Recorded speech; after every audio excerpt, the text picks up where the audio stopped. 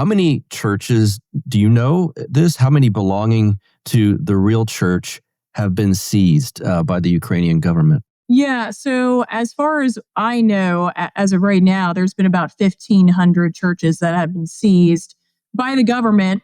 And so, I mean, and even if you want to say that some of those are actually legitimately being handed over to the OCU, that would still so actually there's been most of those churches have there's been illegitimate transfers staged protests where outsiders vote. So if any of you guys have seen my X video, I kind of show some footage of that kind of stuff and whatnot. But a lot of those people that are voting to have their church handed over are not even people that are actually the faithful of that specific church. But the government's taking that anyway and using that as a credible reason to hand it over.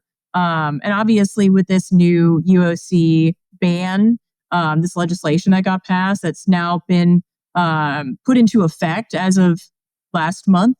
Obviously, this is just going to continue to go, and I feel like they're going to feel more emboldened to do this, but also at a quicker pace. So this specific church is being seized in the footage that you can see right here. And one of the points that I made is that, as you can see, these are all able-bodied men who could be at the front defending Ukraine against Russia. But instead, there's dozens of them that are going after a church in their own country.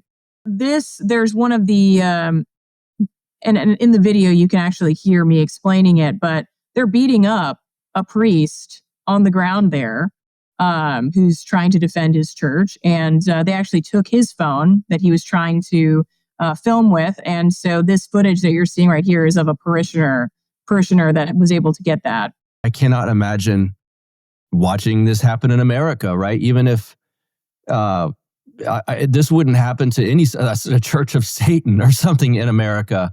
And so this is what's alarming about it. It looks to me like this one has been seized. At that point.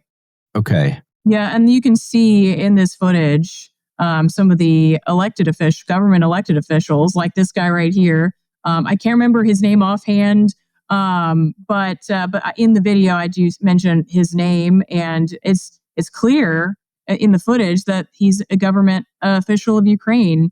And there's many others that are also included in the video as well. And they're beating up women, old women that are trying to defend their church. And to your question earlier, there's been documented violent incidents, not even just in the footage that I'm showing. There's countless pieces of footage of bishops and monks and whatnot being thrown to the ground, and one of which has a neck brace because of the amount of beatings that he had received.